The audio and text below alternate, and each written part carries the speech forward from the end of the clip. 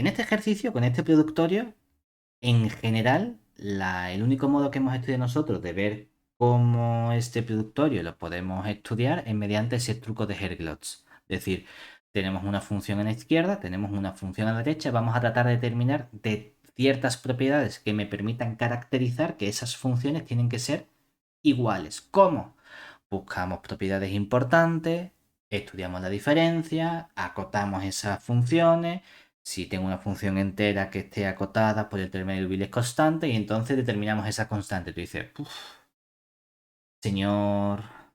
Porque claro, hay muchos pasos que hacer, muchas propiedades que estudiar y no siempre sabemos qué propiedades son las que pueden ser importantes. ¿Qué vamos a hacer ahora? Vamos a hacer otra cosa diferente. Vamos a estudiar el orden de la función. Porque si tengo una función y conozco su orden, el teorema de Hadamard en nuestra versión nos permite afinar mucho más en ese productorio infinito que aparece mediante los factores canónicos u elementales de Weierstrass. Bueno, pues vamos a determinar primero el orden para ver cómo podemos factorizar nuestra función. Es decir, vamos a considerar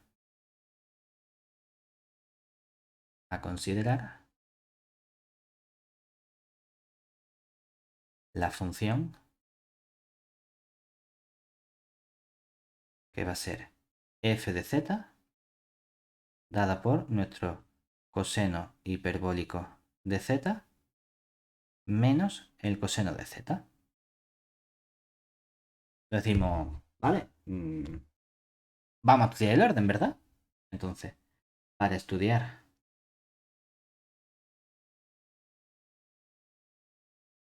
el orden de f, comenzamos acotando.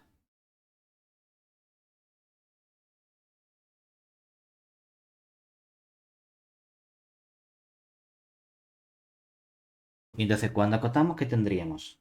Tenemos aquí que nuestro módulo de f de z es igual al módulo del coseno hiperbólico de z menos el coseno de z.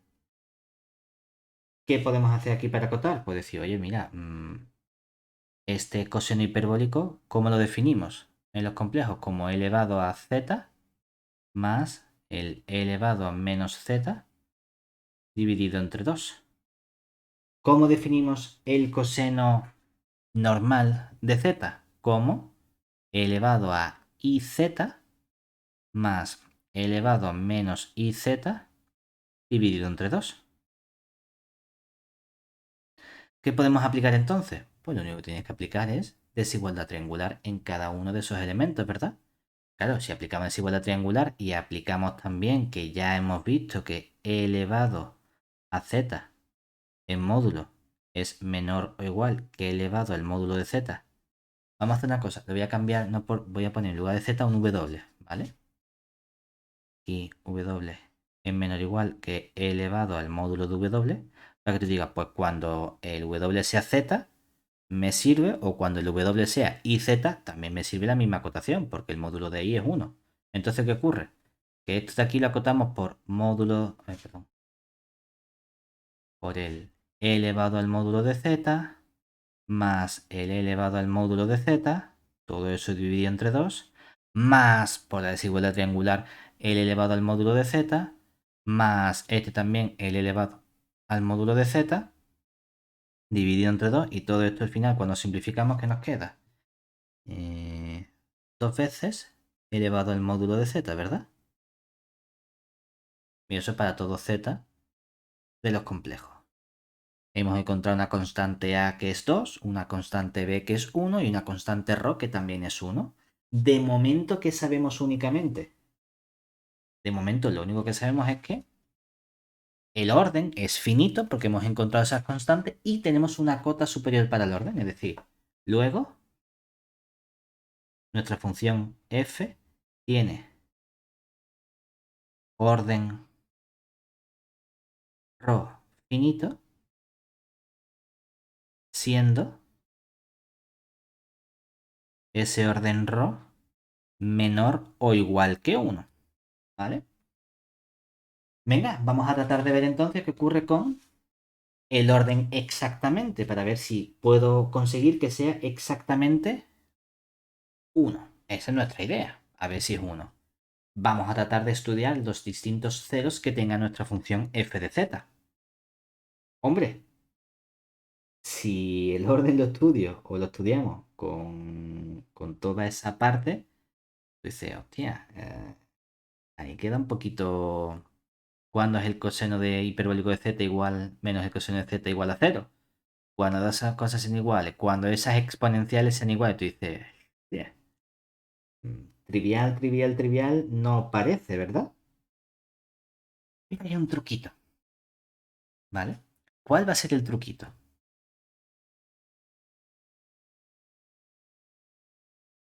Truco. Observemos que nosotros ya hemos dicho que este coseno hiperbólico de z es simplemente el e elevado a z más el e elevado a menos z dividido entre 2, ¿verdad? Y el coseno de z a secas es e elevado a iz más e elevado a menos iz dividido entre 2. ¿Hay alguna cosa parecida entre estos dos elementos? ¿Entre estas dos expresiones?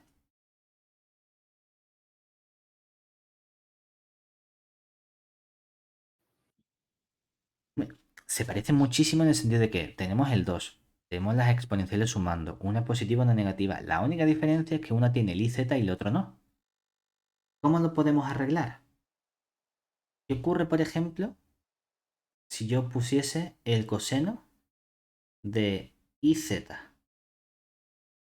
Si sustituyo el iz en esta expresión, iz o el i por iz, ¿qué nos queda? I por i cuadrado sería menos 1, nos queda este elevado a menos z, ¿verdad?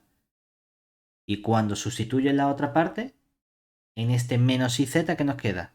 El menos i por el i nos queda menos i al cuadrado, que es 1, y el z es este elevado a z. O sea que resulta que el coseno hiperbólico de z en los complejos es lo mismo que el coseno a secas, pero evaluado en iz. Oye, pues mira, eso ya está un poquito mejor porque ya tengo, en lugar de una diferencia de dos funciones aparentemente tan complicadas, tengo entonces una diferencia de cosenos. Y con la diferencia de cosenos tenemos una fórmula que podíamos aplicar a la hora de expresarla como un producto, ¿verdad? Es decir, por otro lado, esta es la fórmula que uno siempre se olvida, ¿no? Porque uno dice, ¿cómo sacamos esa diferencia de cosenos y demás? A partir de la suma y la diferencia del coseno. Es decir, si yo quiero estudiar qué ocurre con el coseno de algo menos el coseno de otro algo, normalmente te decían, cógete el coseno de un cierto alfa más beta, ¿verdad? Y esta fórmula nos quedaría el coseno del alfa, el coseno del beta, menos el seno del alfa por el seno del beta.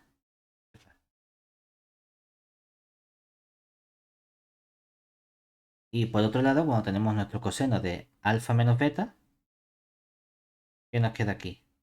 Pues el coseno del alfa y el coseno del beta más el seno del alfa con el seno del beta.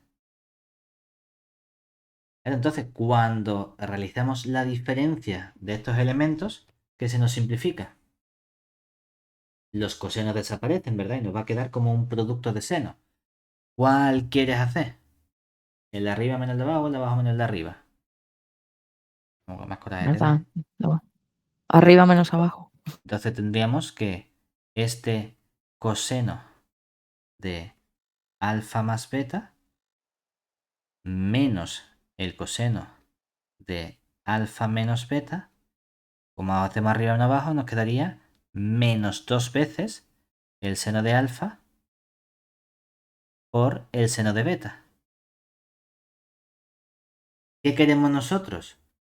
Identificar, resolver este sistema de modo que el alfa más beta, quien sea, como han puesto el coseno hiperbólico, que el alfa más beta sea el iz y que el alfa menos beta sea el z únicamente. Es decir, en nuestro caso,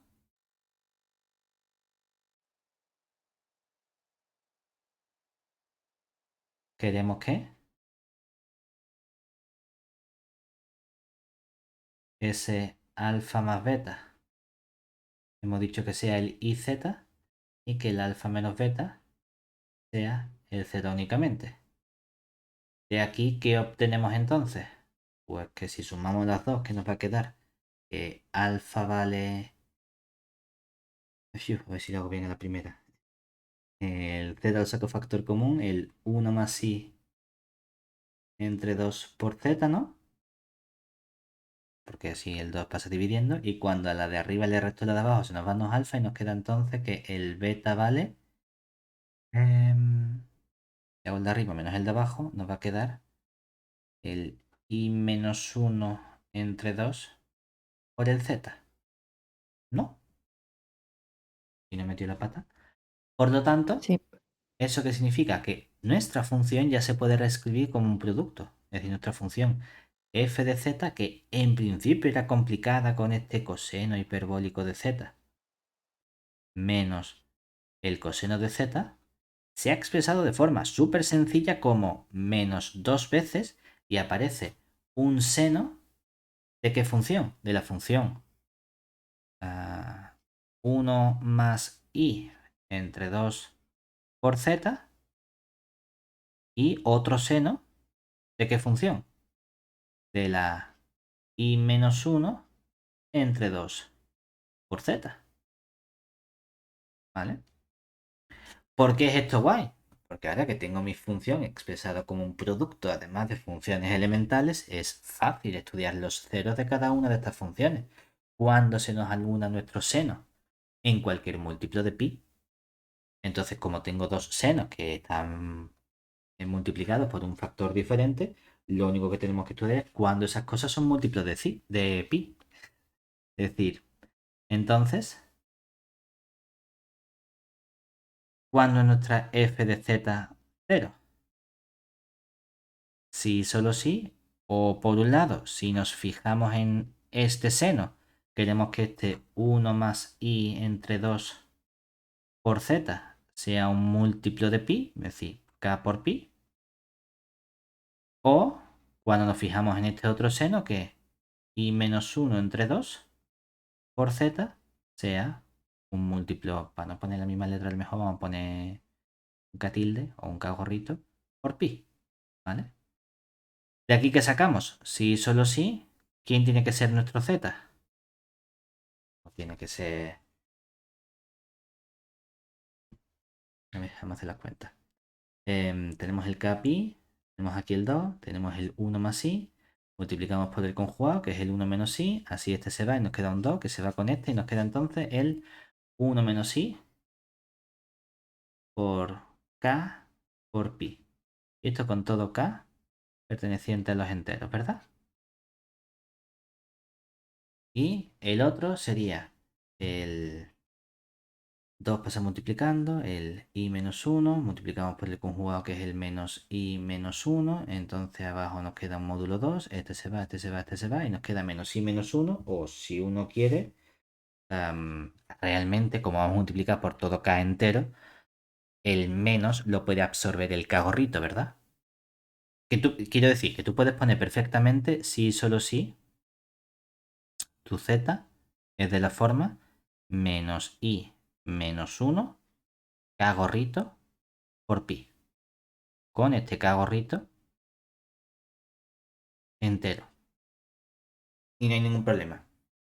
O también puedo decir, pues para poner k gorrito pongo menos k gorrito y el menos k gorrito sigue siendo un número entero. También me sirve, no hay ningún problema, ¿vale?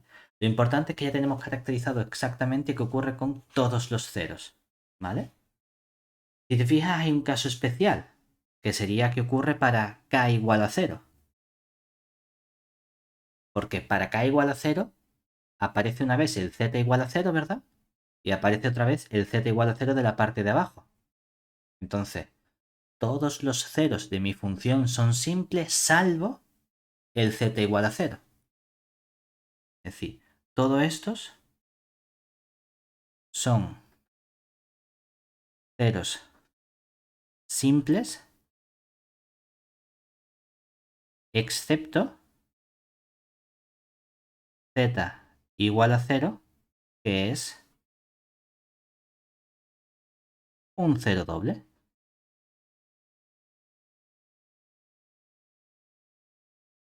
¿Bien hasta ahí? Sí. Todo esto era inicialmente para estudiar el orden de la función, ¿verdad? Como hemos sido capaces de identificar los ceros, vamos a estudiar por reducción al absurdo qué ocurre con el orden. Es decir, supongamos por reducción al absurdo que el orden ρ es estrictamente menor que 1. Claro, entonces existe un S positivo tal que SS no solo es positivo, sino que es mayor que el ρ, ¿verdad? Es decir, S es más grande que el ρ y dentro del número más grande que el ρ, como ρ es más chico que 1, lo puedo encontrar que esté entre ρ y 1, ¿cierto? Tal que, ¿qué tiene que ocurrir? Lo que nos dice el teorema es que toda constante S mayor que el ρ verifica que la serie de los ceros no nulos es convergente. Entonces, cuando yo cojo la suma lo hemos puesto con k perteneciente a los enteros, de 1 partido los ceros, vamos a poner ceros no nulos, elevado a s, esta serie ¿cómo es? Convergente, ¿verdad? Dice, espérate, ¿cuánto vale esta serie? Sería el sumatorio para k perteneciente a los enteros y tenemos dos tipos de ceros, ¿verdad? Por un lado, los ceros que vienen de este seno, que sería el 1 menos i. Entonces vamos a poner aquí un asterisco para decir, tenemos el 1 menos i, k por pi, todo eso elevado a s, más la suma desde k perteneciente a z, asterisco, de los otros ceros que son módulo de menos i menos 1, k por pi. Bueno, aquí pusimos un k gorrito, ¿no? Vamos a mantener el k gorrito, no pasa nada. Todo eso elevado a s, ¿cierto? ¿Cuál es el comportamiento de estas series en realidad? Estos son constantes, ¿verdad? ¿Que multiplica a quién? Puedes especificar perfectamente porque como estamos sumando los positivos y los negativos, estás sumando dos veces entre el módulo del 1 menos i, que resulta que es 2, o sea que este lo puedes simplificar. Este pi, bueno, es 1 menos el 2 elevado a s, ¿no? Entonces, ¿qué nos va a quedar? Un 2 partido un... Le ponemos bien a la primera. 2, vamos a poner elevado a s medios. El pi sale elevado a s. Y nos queda un sumatorio desde k igual a 1 hasta infinito de 1 partido k elevado a s, ¿verdad? Más, cuando lo hacemos aquí, sumamos dos veces lo mismo porque tengo positivos y negativos y estamos en módulo, o sea que nos queda un 2. El módulo del menos i menos 1 es raíz de 2, o sea, 2 elevado a s medios.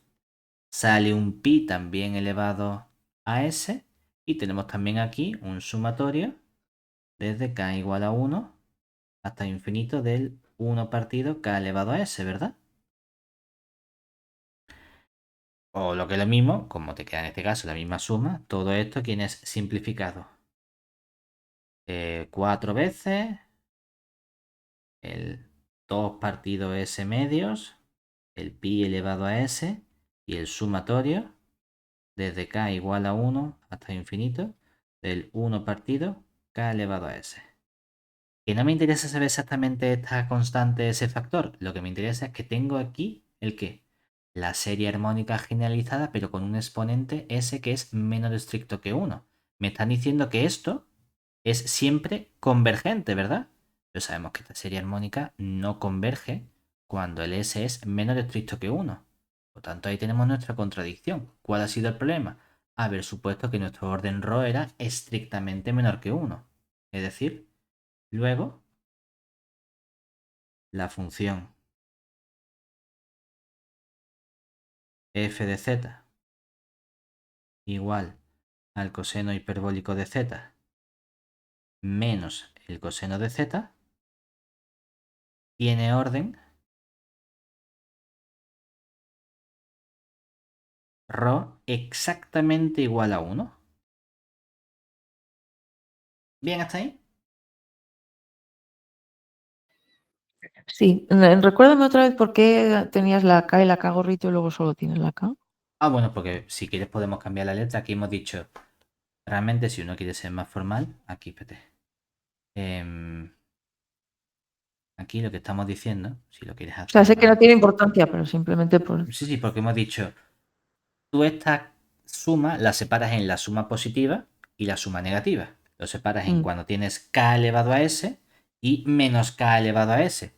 Como está en módulo, va realmente los términos positivos y negativos los está sumando dos veces. Por eso hemos puesto aquí luego este 2. Sí. Ujú. Pero claro, entonces me da igual para sumar desde el 1 hasta infinito o el menos 1 hasta menos infinito. Es lo mismo que si hubiese dicho directamente, mira, suma con una única letra el n elevado a s. Desde n igual a 1 hasta infinito el n elevado a s. ¿Vale? Haces Vale. un cambio de variable en el subíndice. Y así nos queda entonces una única suma desde n igual a 1. ¿Qué hemos dicho? Pues por comodidad, en lugar de poner otra letra distinta, otra n, he dicho pongo la k. Pero si no quieres, pues decir, Vale, mira, vale. pues pongo otra letra distinta ya, haciendo ese cambio, y ya te queda esta suma desde n igual a 1 hasta infinito del 1 partido n elevado a s. Y así pues no repetimos y no podemos pensar que, como son índices mudos, realmente da igual la letra. No pasa nada porque Sí, repita, sí. pero es verdad que así nos queda más claro. Lo guapo ahora es que como tenemos una cosa estudiada, que es el orden de la función, tenemos perfectamente caracterizado gracias al producto o el teorema del producto de Hadamard qué expresión tiene nuestra función. Es decir, gracias al teorema de Hadamard,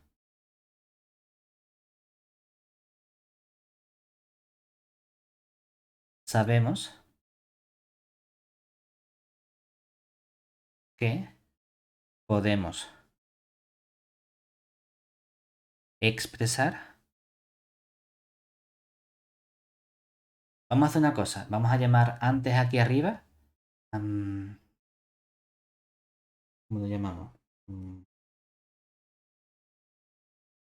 a poner aquí una nota extra. Vamos a denotar, por comodidad ahora, vamos a denotar por a su n a los ceros no nulos de f. ¿Vale? ¿Eso qué significa? Mi f de z se puede expresar como, por un lado, aparece el cero, el cero nulo con la multiplicidad correspondiente, ¿verdad?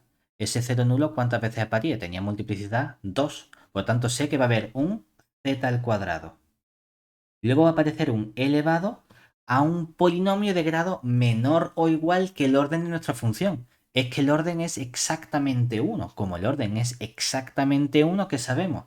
Que puedo poner un polinomio de grado menor o igual que 1. Es decir, algo que sea, pues yo qué sé, a por z, o vamos a poner el a por z, z más un cierto b, ¿verdad? A lo mejor la A vale cero, a lo mejor la B vale cero. Que no estoy diciendo que tenga que ser exactamente un polinomio de grado 1. Tiene que ser algo menor o igual de grado 1. Por lo tanto, puede ser también una constante. Pero como mucho va a ser esto. Y luego aparece un productorio infinito, ¿verdad? Desde n igual a 1 hasta infinito, donde ¿qué aparece? Aparece el término késimo de Hadamard, ¿verdad? ¿Y qué término késimo debemos colocar aquí? en principio un orden K, ¿verdad? Y evaluamos en los puntos Z partido los ceros a su n, ¿no? ¿Y qué tiene que verificar este término késimo de Weierstrass? Como hemos sido capaces de especificar el orden, este K, ¿cómo tiene que ser? Igual a la parte entera por debajo del orden ρ, ¿cierto? Y en este caso, en la parte entera 1, que sería 1 simplemente. O sea que en nuestro caso lo podemos hacer mucho más guay. Porque resulta que sé que puedo poner un z al cuadrado, un elevado a az más el b y un productorio infinito desde n igual a 1 hasta infinito, donde aparecen los factores es1 de Hadamard siempre del z partido el a su n. Entonces, como el S1 de, vamos a poner W, ¿quién era? El 1 menos W, que multiplica el elevado a, solo aparece el W, ¿verdad? El primer exponente simplemente. Entonces, obtenemos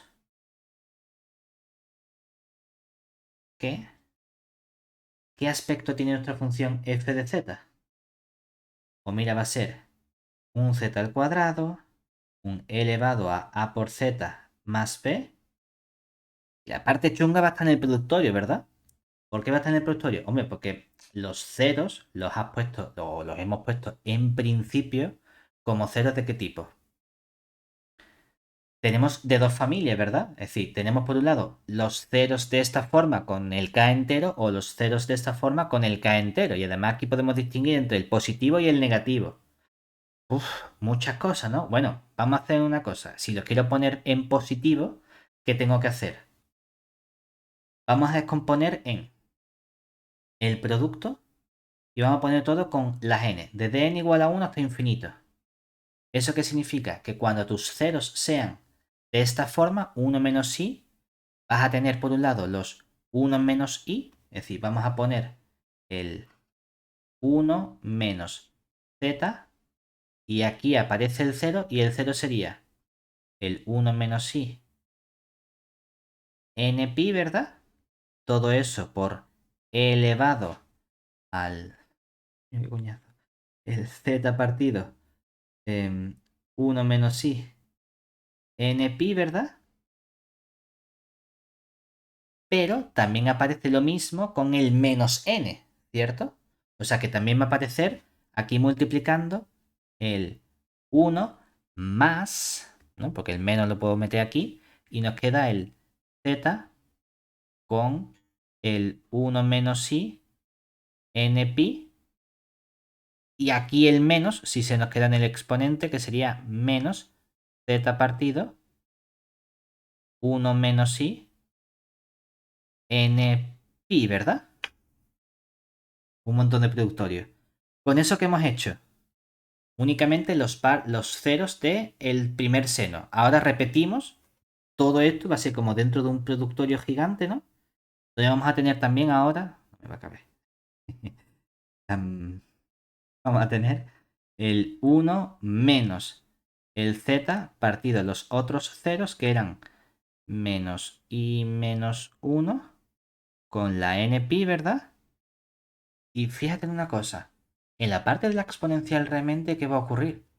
Que esta exponencial se me va a cancelar siempre con esta exponencial, ¿verdad? Porque tenemos el mismo exponente, pero uno positivo o uno con un signo y el otro con el signo contrario. Ahí vamos a tener siempre elevado a 0, que va a ser nuestro 1, ¿verdad? Por lo tanto, lo podríamos simplificar directamente y decir, en realidad los únicos términos que aparecen son los del término 1 menos algo. Por lo tanto, vamos a multiplicar aquí por este 1, como también para el menos n, se convierte en más el z partido el menos i menos 1 npi. Tú dices, casi nada. Hombre, lo único que podemos mirar es qué pasa con estos elementos que aparecen aquí. A ver si es lo que podemos identificar, ¿verdad? Porque, ¿qué ocurre? Si nos fijamos en esta parte, ¿no? ¿Qué tenemos aquí? ¿Qué tenemos aquí? Este término, si nos quitamos este menos menos con este menos, se convierte en 1 más z partido. Aparece el 1 más i n pi. Y este término, cuando nos quitamos el menos, ¿qué aparece? Otra vez otro menos, pero z partido el 1 más i n pi. ¿Vale? Siempre vamos a tener entonces multiplicando, si nos fijamos, se parecen muchísimos esos elementos ahí abajo, ¿verdad? Tenemos esas parejitas. ¿En qué se convierten esas parejitas?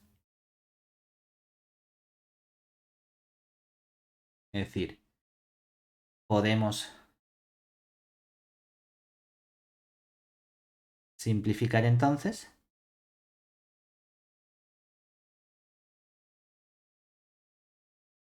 Entonces, claro, en esta parte. Suma por diferencia. Diferencia de cuadrados. Lo único que tenemos que hacer es, oye, a unas malas, ponte con esos pedazos de bicharraco. Es decir, ¿eso qué significa? Que tienes aquí, ¿dónde está? ¿Cuál te da más coraje hacer primero? O sea, quieres este Eso, con este, que parece como uno con... No es exactamente el conjugado, pero es casi el conjugado, ¿verdad? O este con este, que sumas por diferencia, lo que más coraje te dé. Es decir, que la parte del productorio, si tú coges, por ejemplo, ese 1 menos z con el 1 menos i n pi, y todo eso lo multiplicas con el 1 más z con el 1 menos i n pi, ¿cómo se nos queda esto entonces? Vamos a tener, fecha de cosas, vamos a tener nuestro cuadrado del primero, ¿verdad? Que sería el 1.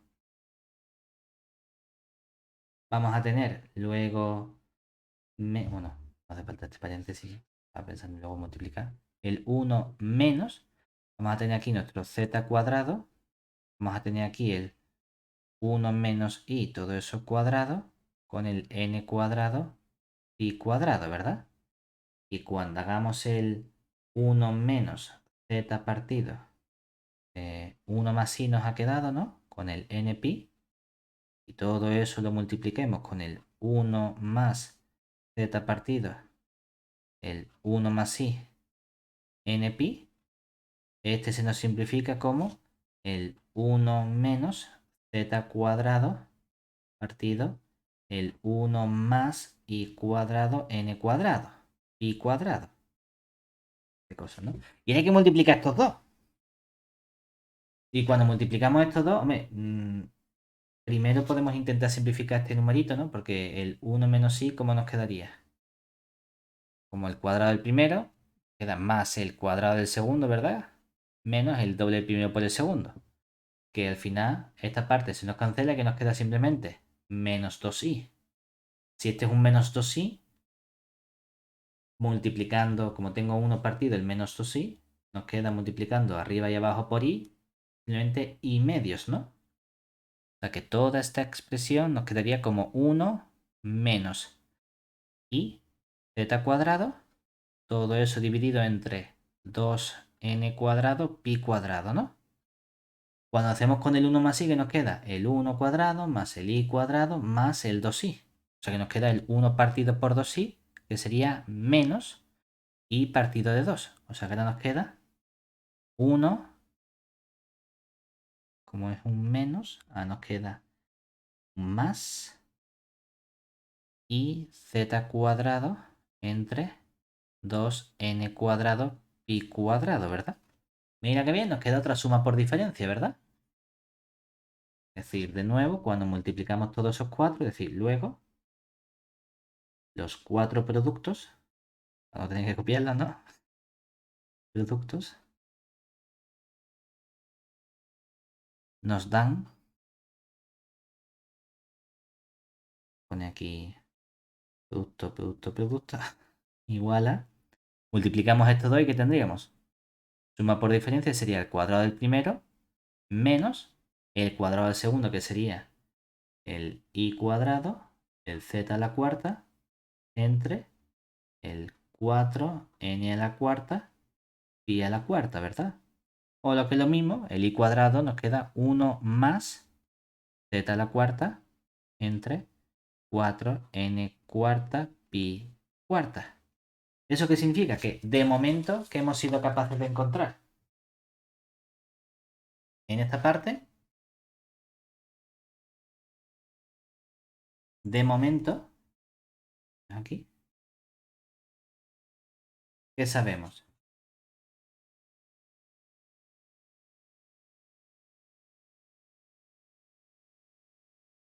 Epa, copiado el que no era.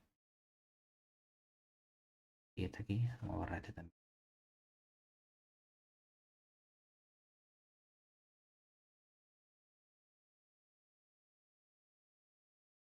Que entonces, de momento, podemos expresar nuestra función como ¿quién? Nuestra f de z, que era ese coseno hiperbólico de z menos el coseno de z.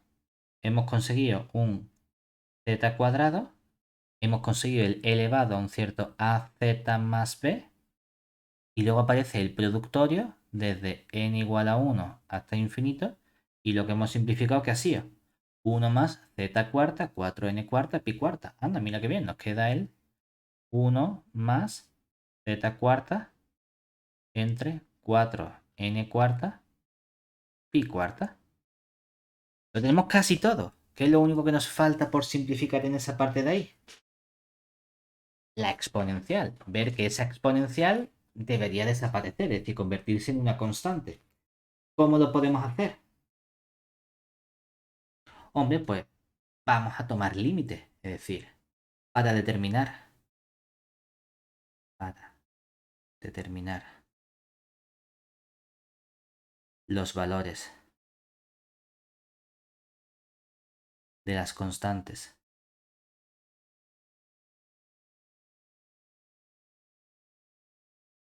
a y b, reescribimos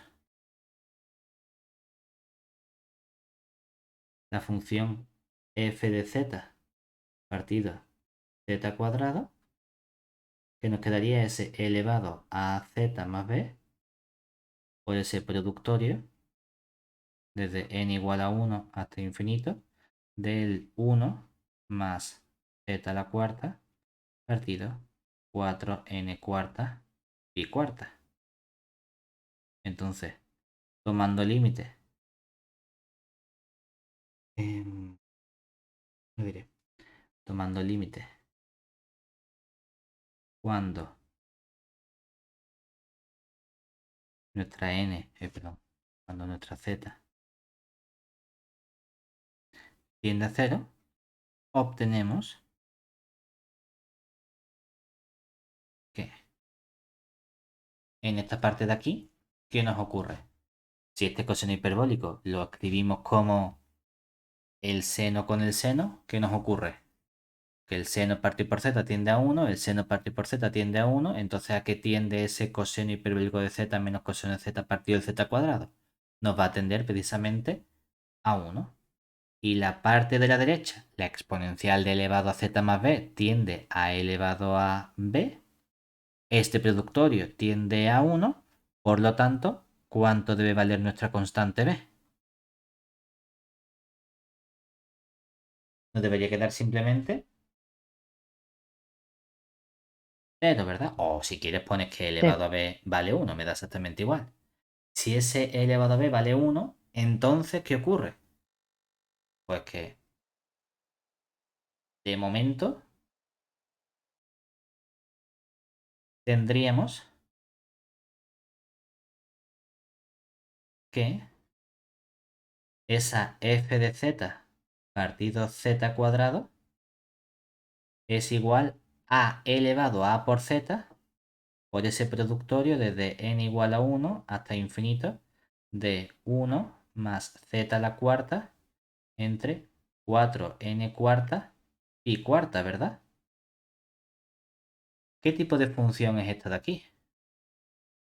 Coseno hiperbólico es una función par, el coseno es una función par, el z cuadrado es una función par, todo esto es una función par, ¿verdad? Este productorio que tenemos aquí, tiene un z a la cuarta, es de nuevo una función par, ¿verdad? ¿Y este elevado a por z? Necesitamos que el resultado final sea una función par. El elevado a z me los está fastidiando. ¿Cuál es el único modo en que ese elevado a z no me lo fastidie? Para que esto de aquí no suponga un problema en nuestra función par. Esto tiene que desaparecer. Sí, Entonces el único modo de que eso desaparezca es si y solo si nuestro elevado a z es la constante 1. Claro, pero aquí hay un z. El único modo de que eso sea una constante es si y solo si el a tiene que valer 0. De este modo,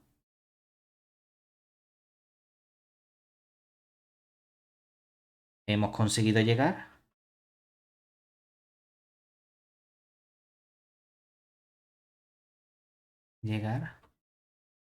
a qué?